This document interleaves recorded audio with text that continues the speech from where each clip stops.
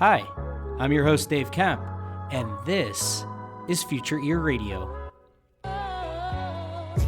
Each episode, we're breaking down one new thing, one cool new finding that's happening in the world of hearables, the world of voice technology. How are these worlds starting to intersect? How are these worlds starting to collide? What cool things are going to come from this intersection of technology? Without further ado, let's get on with the show.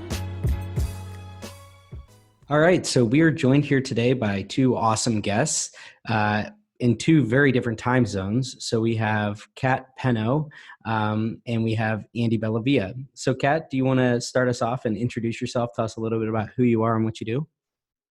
Sure. Hey guys, how you going? As Dave said, I'm Catherine, prefer Kat Penno. I'm an audiologist. I'm based in Perth, Western Australia. I view myself as more, I suppose, a communication expert or digital tech consultant, not just an audiologist. I happen to have the skills in hearing and hearing accessibility, but really utilising the tools of the digital age to help our clients, I hope, engage hearing loss and the hearing experience sooner. And thanks for having me on your podcast. Really excited to talk about Andy today. Totally. And you're also located in Perth, Australia. So you're 13 hours ahead. Mm-hmm. So it's, we're recording right now. It's 5:30 in St. Louis, 5:30 in Chicago where Andy is. And it's what, 6:30 there? 6:30. Yep. So good morning. Top of the morning. Andy, welcome back. I think you're now this is like your fifth episode. So for anybody that doesn't know you, why don't you just reintroduce yourself a little bit? Sure, and it's always a pleasure to be back, Dave. Thanks for asking me. My name's Andy Bellavia. I work for Knowles Corp. We're a supplier of small microphones and speakers for hearing aids most of all, but also hearable devices, music earphones, and mobile phones and the like. And hearable devices and music earphones are my business. So I've been involved in the hearable portion of this business really since the beginning of hearables. And I'm also personally a hearing aid wearer, so I come at it from the point of view of a customer as well as a supplier. Awesome. Well, thank you both very much for joining today. I think this is going to be a great chat. So to set the stage here a little bit, like I said, we're recording this 5:30 p.m. on 6/25, so June 25th, the week of the big Apple iOS announcements, as for iOS 14 coming off of WWDC 20. And within this, developer conference, there's a lot of waves being made within, the hearing healthcare industry because AirPods Pro are getting a pretty big upgrade, a pretty big update, and something that we want to really dive into today. So just to read exactly what's going to be released with this next update, it says headphone accommodation. So it says this new accessibility feature is designed to amplify soft sounds and adjust certain frequencies for an individual's hearing to help music, movies, phone calls, and podcasts sound more crisp and clear. Headphone accommodation also supports transparency mode on AirPods Pro, making quiet voices more audible and tuning the sounds of your environment to your hearing needs. So kind of a twofold thing here. There's something where it's sort of an augmentation aspect for more or less the digital sounds that come through your AirPods Pro, via your phone. And then also the ambient sounds that you're hearing through that transparency mode, in those ambient settings, other people's voices and such. So it's sort of like a digital and an ambient upgrade, if you will. And something that is starting to kind of resemble a hearing aid in an aspect, or at least a personal sound amplifier, whatever you want to consider it. So Kat, why don't you kick us off? Share with us what your original impression of this is and just kind of like your takeaways from this development and the movement that's happening here from a company the size of Apple. Really good question. So first of all, I should really note that the language that Apple uses, that probably sets them apart, in my opinion, from the other competitors in the space. So Apple are really big on using inclusive language and accessible features for their clients. Late last year, I went to an Apple inclusive and accessibility event that was featured here in Perth, Melbourne, and Sydney. And the takeaway message is that what happens when we design products is if you think of a bell curve, for the majority of people who sit in the middle of it, whereas people on the outliers, they're left out, whereas we're all temporarily abled. So we're missing out on really designing for an inclusive and accessible world. So a lot of people will start, what this means for hearing loss is a lot of people will start to acquire an age-related hearing loss, probably around their early 40s, but they won't do anything about it till later. We all know the stats, so I won't repeat them in this episode. And by Apple and other major brands shifting into this space, I suppose what we hope as audiologists or hearing healthcare professionals is that our clients will care more about their hearing and then seek out services sooner. I'm not convinced that that's the way it will go, just because of some user research that I've done with other companies and my own. I think I really like a brand like a major player like Apple being in this market. These features here, to be honest, I think the headphone accommodations aren't anything worldly changing. I think that they're almost these stock standard features. And I know I saw a post from you, Dave, saying that Apple aren't always first to release features, but they usually do it right. But I think these sort of features could have been released earlier, especially when they were having a partnership with Gene Resound and their hearing products, and the Cochlear team as well. So I sort of am like, oh, this is great. This has finally come to the market, but I'm also not that impressed by them. In regards to the brand and the street cred and the loyalty of their clients, definitely above and beyond any of the other brands out there. So I think that what will happen is a lot of people will probably transition across to Apple, just because they've built this. What they've done smart is they've built this one-stop shop, this healthcare and product ecosystem, and privacy has always been their number one go-to. And I think that will really win out in the healthcare space. Andy, probably go over to you for some of your thoughts on the headphone accommodation. Yeah, I think it's interesting because I've always been fascinated with the companies who have approached it from making your music experience better. If I think of somebody like Anchor or Neura, the Australian company Neura, where they're actually personalizing the audio strictly for music enjoyment. And they don't use terms about accommodation or hearing loss. So, they describe it in terms of everybody's hearing is different, and you'll enjoy the music more if the earphones are personalized to your own particular hearing response. And I feel like this is an entry point for people to start thinking about their hearing and the fact that their hearing is different without using words about hearing loss or deficits or this sort of thing, right? It's personalization. It's not a problem. Okay. And to me, that has the potential to get people to think differently about their hearing. And if their hearing loss increases, they just think about different ways of personalizing their hearing, right? Which is opposed to the companies who are approaching it strictly from a hearing point of view, like Nuheara, who's you're getting into mild hearing loss range. You don't need to spend as much and go through all the friction of getting a hearing aid, but it is a hearing loss device. And now Apple has actually taken a third way by putting it under accommodations and referring to it as an accessibility feature. So it'll be interesting to see how that actually plays out. Of course, the big benefit is that they have now put this hearing personalization in the hands of tens of millions of people. And by putting hearing personalization in the hands of tens of millions of people, you get those people to think differently. And perhaps, just perhaps, it starts to close the gap, starts to, reduce the stigma that goes with needing hearing assistance, whether it's a regulated hearing aid or something else. That's my optimistic view, that once people get used to the hearing profiles that you can build into the into the AirPods, that they'll start to think differently as they age and their hearing gets worse, and not be so resistant to even getting a hearing aid. Yeah, I like that. I think I like both of what you said there. And I got to ask you, Kat, is obviously in the US, this is the Apple stronghold. And I'll be fully transparent. ever since I've had a smartphone, which was, back in, I don't know, like 2012, I've had an iPhone. I've been an Apple user my whole life. So I've really only known Apple. Almost all of my friends have Apple. You get ostracized a little bit if you have the green bubbles. Like, that's kind of an ongoing joke in America.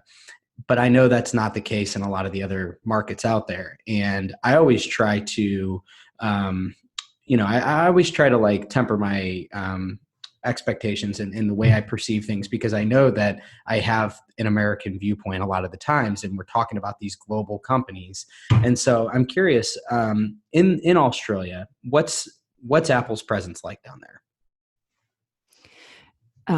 It's look, it's probably quite similar to the way you've just described it, Dave. I've used both platforms, and I'm happy to use iOS or Android platforms. I use both so that when I'm talking to clients, I have a good understanding of how each works. I'm currently on a mixture of Apple and Android, which is exciting because I get to try out a lot of things. The thing with Apple is I've got a really niche market, so you sound like you fall into that market, and I'm not sure what you're using, Andy, and perhaps you're the same. So look, for all the things that I love about Apple, I also hate about Apple, and the ease of transferability and access and transferring information, or even using your phone as a basic USB port. It grinds me a little bit. I'd say that similar mentality in Australia, and certainly with my group of friends, they'll be like, oh, last week you were on an Apple phone and I could just send you iMessages, and this week, you're back to green and you're not getting my messages straight away, etc. Right. And I'm like, yeah, guys, it shouldn't be this hard. Mm-hmm. So it's a similar mentality here. Just on some notes that Andy pointed, I think the personalization when it comes to hearing, again, and the language that everybody is using for their products, is going to become a bit too much for our clients at any age range. It's all going to start to sound the same and blend together. Maybe that's already starting to happen for me because I look at this space and I think about it 24/7. But I really appreciate that the other brands out there will try to use differences for their marketing, I suppose, is what they're doing at the end of the day. And I think what I actually think will happen in this space is that people will become more attuned to their hearing and their hearing experience. But I'm not convinced that lag time in doing something about your hearing health or your hearing health care is going to close. I'm really interested in this the normal mild moderate hearing loss category, because that's where for years there's not been much movement, and then all of a sudden, as we all know, the hearables that have come onto the market have really progressed in the last couple of years. But in saying that, we see all these posts on Twitter and LinkedIn from the other brands, like the guys from here, they're always saying it's hard to get so much technology and software into these devices, and that's why brands fail so quickly. So I think a real point of difference besides personalization will be bang for your buck, what people really want to pay for. And so Apple will definitely have, say, the upper on that, looking at all the other features that they've released in the iOS 14 update. I think, that sounds really great.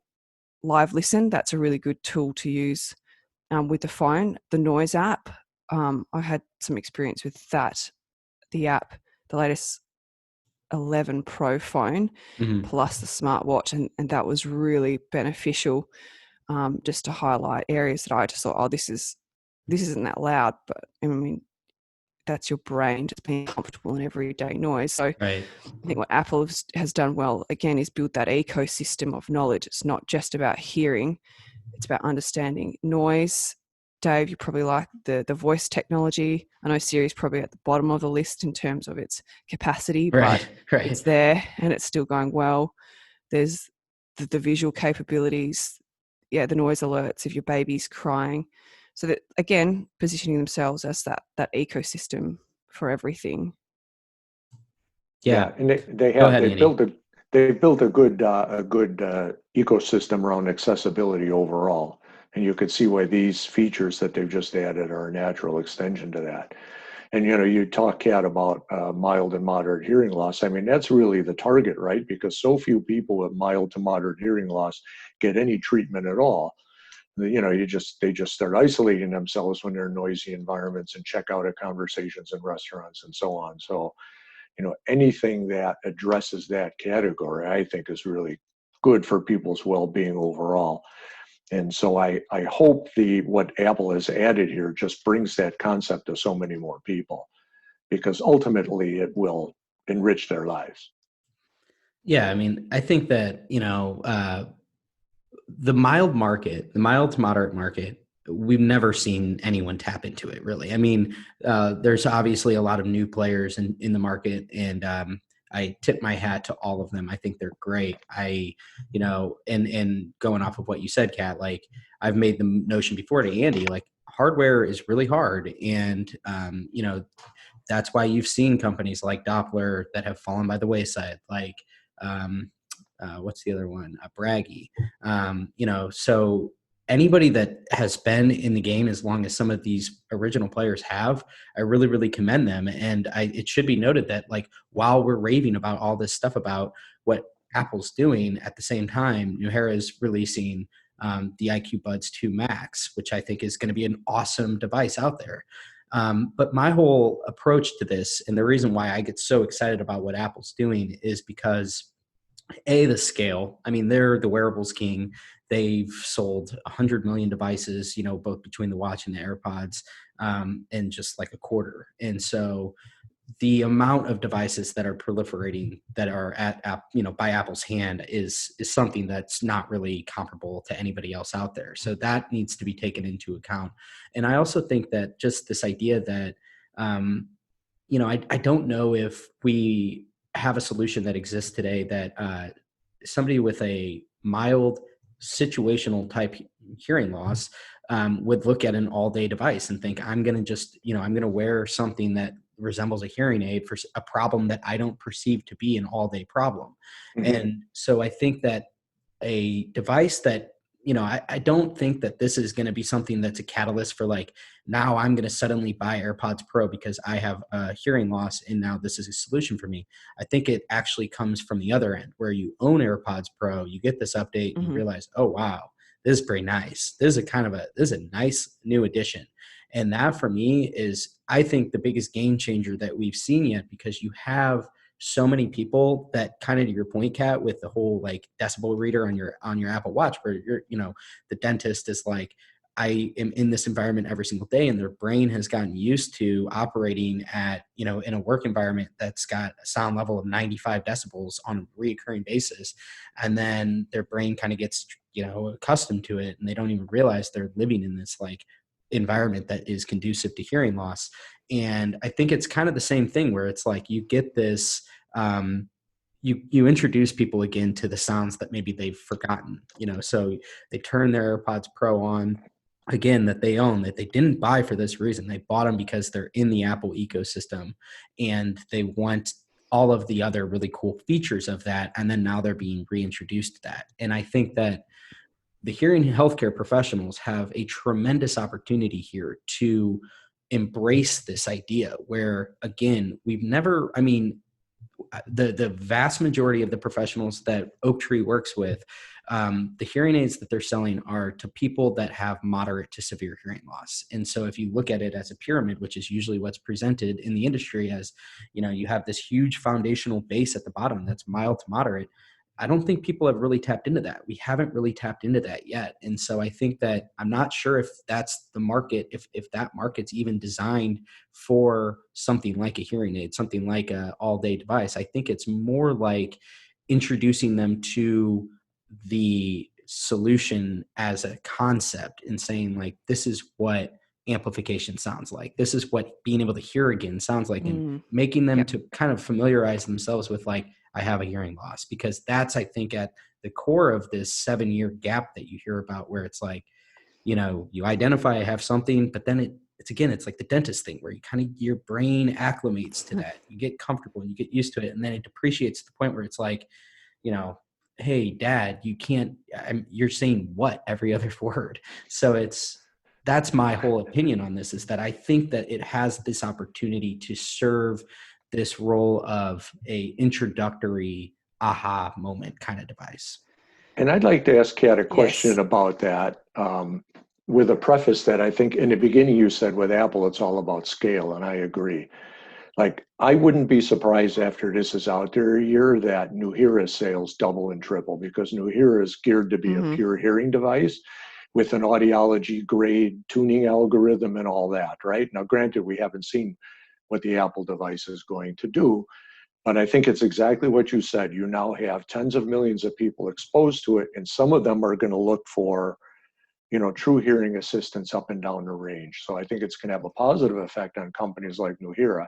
And the question for you, Kat, is do you think at some point, especially as people age out and they start to see, the hearing accommodation adjustment from a device like Apple's or Nuheara's running off the end of the range, do you think that will then pull in additional business for full grade hearing aids, or is that just wishful thinking? Honestly, I think that is an excellent question. I think that is almost wishful thinking. And here's why. So, Dave, I think you hit the nail on the head. I think that that's exactly what Apple do is people, as a general statement, people don't know what they don't know.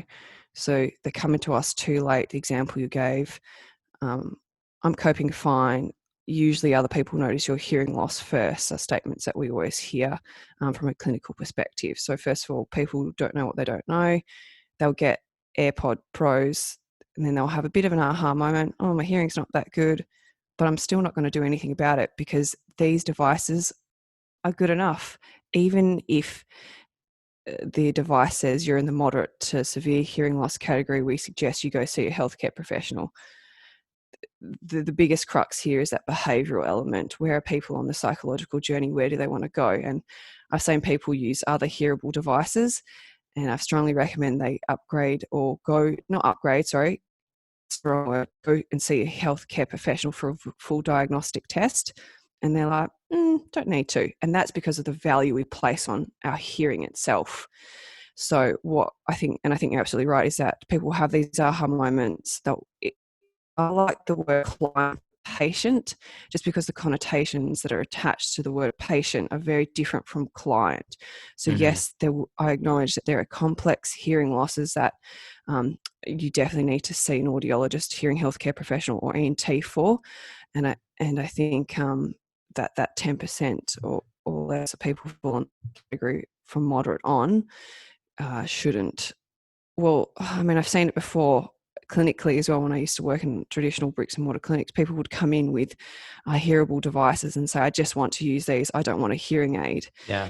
I think what will happen is there won't necessarily be a natural transition from hearable to hearing aid, as we're all hoping will be the spectrum.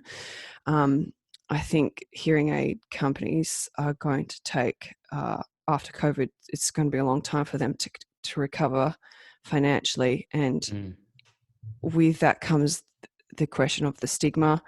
All their marketing materials, as you said earlier, Andy, pivot around hearing loss, whereas these hearables are fun, sexy, cool, modern.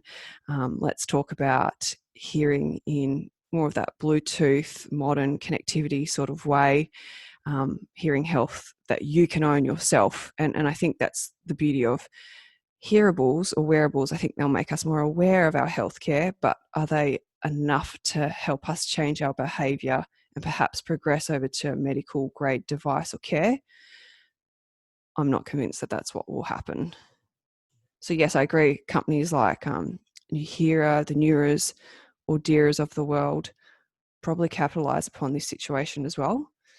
And does that come down to them understanding this market and the wants and needs of the clients more? Perhaps. Yeah. So Andy, this is to you now. I'm kind of formulating this essay that I'm going to write in my head right now because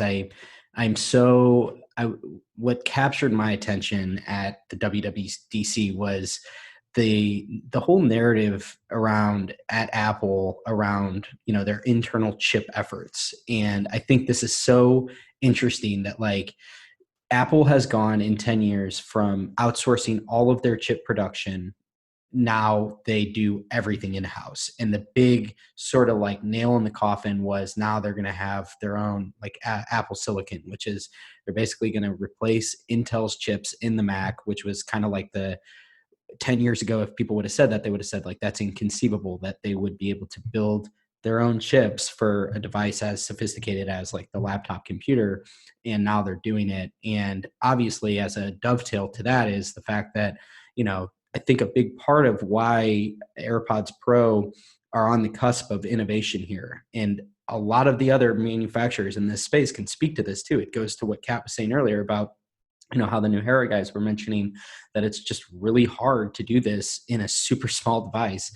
But this is something that you and I have talked a lot about, which is that as we move further along into the 2020s, so much of what's going to be innovated upon is actually going to be down at that chip level. It's going to be the DSP chips. It's going to be this H1 chip and if it's the H2 chip that comes along afterwards. I just think that I'm curious to get your take on this as to, the fact that it sure seems like Apple is in the position that it is right now to start to really unleash some really cool, interesting applications, largely due to these innovations that they're having at that semiconductor level. And I'm just curious, like, what's your take on that? Oh, I think it's going to accelerate the innovation like there is no tomorrow. And the real question I have is what happens when the battery life gets high enough to support all day wear in a consumer product device? Right now, the big trade-off is that you have in the hearing aid world very customized ASICs made with semiconductor processes that consume extremely low power, but they're more expensive. They're not consumer devices. But I mean, if you look at the devices I wear, it's a small RIC, it's half the size of AirPods Pro. And, I've been Bluetooth for half the day and wearing them since 6 in the morning and, there's still life in the battery, right? Now, companies like Qualcomm and Apple have a little bit been pushing the battery life, but if you look at Apple, they've kind of stabilized around 5 hours. They keep adding more features and maintaining 5 hours because situationally that's just fine. But at some point, you're going to have all of the innovative features you want, the ability to run, hearing health quality algorithms and so on, and then watch the battery life start cranking up and up and up. And I think it's a real question when you start to get 5 hours, 8 hours, 12 hours, and 16 hours out of consumer hearables, what happens? How does that overturn the whole ecosystem of both hearables and hearing aids? Okay, it's going to be very, very interesting. Now, there's always going to be people from, moderate to severe and beyond who are going to need professional hearing care because it's more than amplification when you get into that range. This Kat obviously knows better than I, and I know from personal experience that once you get to severe, it's not just equalizing for your ear. There's a lot of other things that have to be done, to maximize intelligibility out of a damaged ear. So you'll always need professional assistance. But what happens to the actual hardware itself and how do hearables and hearing aids become more blended is going to be very, very interesting going forward. So, Kat, if we're moving toward sort of this vision that Andy's painting here, where you do have sort of a convergence of the two, and down the line, like maybe the hearing aids and the hearables are indistinguishable, they're all sort of the same thing. And obviously, maybe some are specialized in some different ways. I don't doubt that at all. I think there's going to be a whole lot of different types of specialization.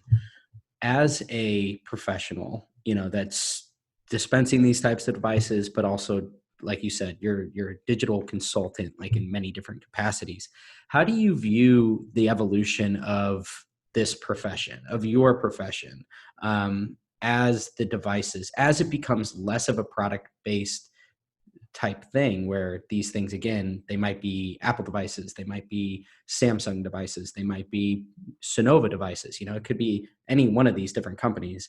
How do you look at this profession, I guess, in your role, if you will, taking shape, as the technology continues to mature over time? Good question and really great point, Sandy.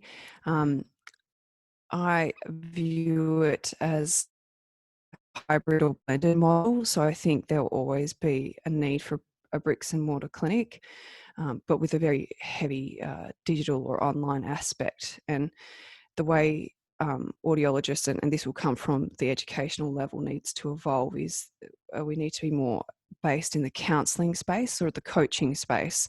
So a really good understanding of the psychology, behavioural economics, motivation. I see the courses evolving from that at the educational level. So what we're doing at universities now should transition across to include more of those units. At the end of the day, what I think will happen to healthcare professionals, especially audiologists, is that we'll become data analysts. So people will come to us and they'll already have some data that they've lived with, perhaps from the Apple AirPods Pros, new Hear products, Neuro products, or Dear products. And they'll say, oh, I want to know a bit more about this. And then we become this coach or facilitator in the middle. A lot of other countries already are starting to advertise for these roles, and New Zealand is one of them. So they've got, I think, I saw an ad for a healthcare data coach, and it was positioned almost like I had a cycling coach back in the day, and these were his services, and I was like, that's what I need to get to where I want to go. And I think we'll transition across to that space. I think there will be a big focus in the coming years on a subscription as a service model. So it's almost like you can buy, and I think we saw some people doing this in the space, and this might be a podcast for another time, but you'll sign up to whoever you want to be coached by or guided by online, perhaps, or in the clinic. And then you'll download an app that I might have as a healthcare professional, and I'll upload your rehabilitation program. And then I might have a column or an accessible port where you might just add certain subscriptions or features that you want to your program and also to your device. So that I think there'll be that good convergence of perhaps subscriptions that you can add on and all these extra bells and whistles. Do you want to add on the premium plan for your rehabilitation, and it'll sort of evolve from there. I love that. That's such a interesting thought, is that I mean, I've thought about like the idea of like subscriptions, everything seems to be moving in that direction where subscriptions are sort of everywhere, but I've never really quite thought along those lines where you might actually just be subscribing, if you will, to your professional. And then the professional, like that's your job, is that, you're basically guiding this person and this person, and that kind of fills up your day. So one other point that I want to kind of close upon here is that, building off of what you said, one of the things that I really like about Apple is that it is this ecosystem. And I think as an ecosystem, it permits them to do a lot of really interesting things that aren't necessarily exclusive to just Apple.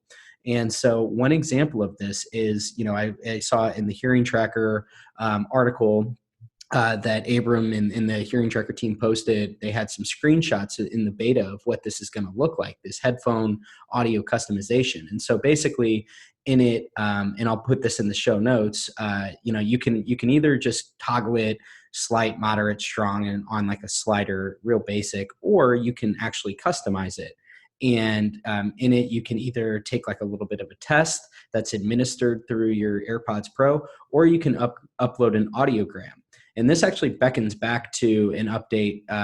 And this is so Apple. They do this all the time where they'll introduce a feature that it's like kind of ambiguous, and then they'll clarify it in a later update. And that's exactly what they did here, where they said that in Apple Health, you could upload an audiogram, and now we're seeing why.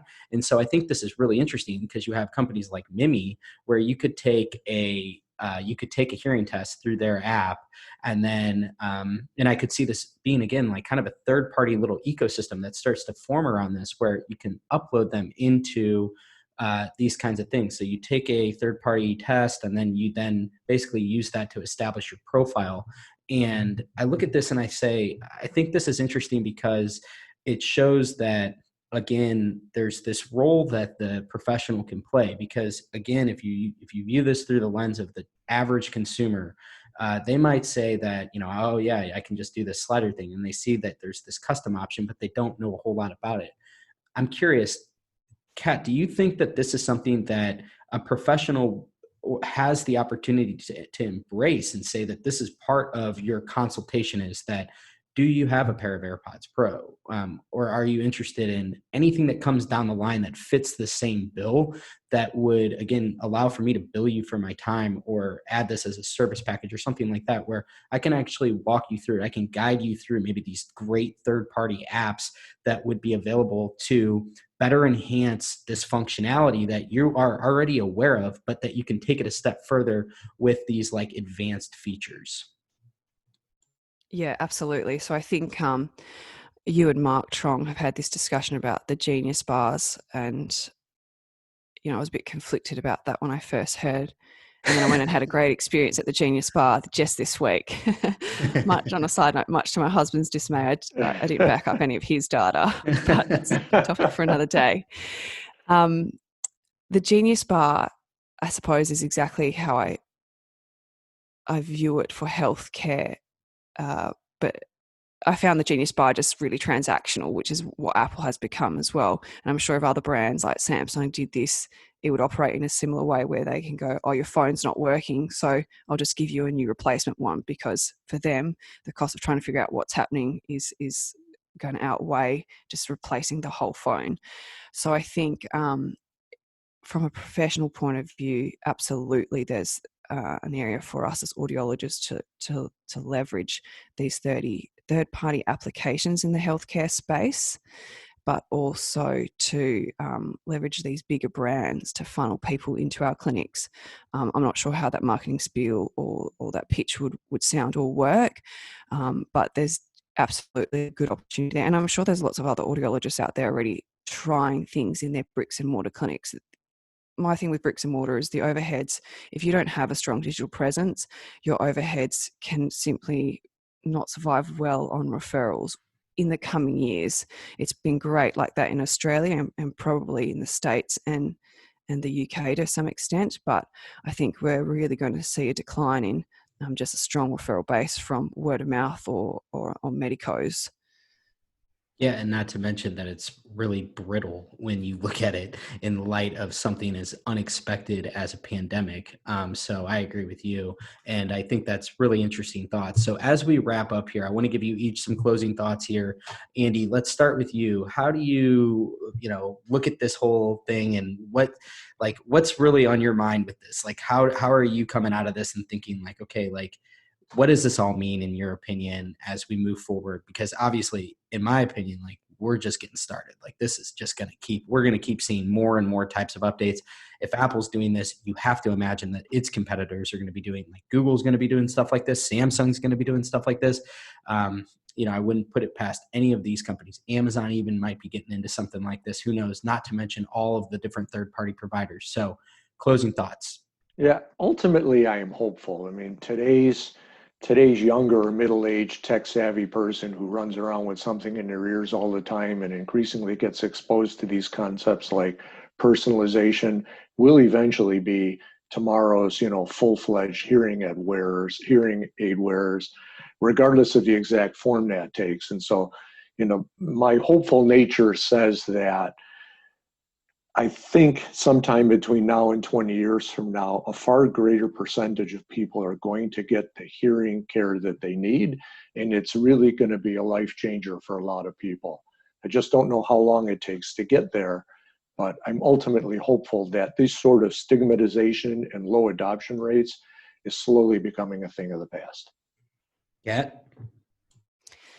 I'm the same as you, Andy. I'm an eternal optimist. So I believe that if people can manage their health sooner, whether it be preventative or truly managing it, I'm a big fan of that. I believe in healthy aging across the lifespan.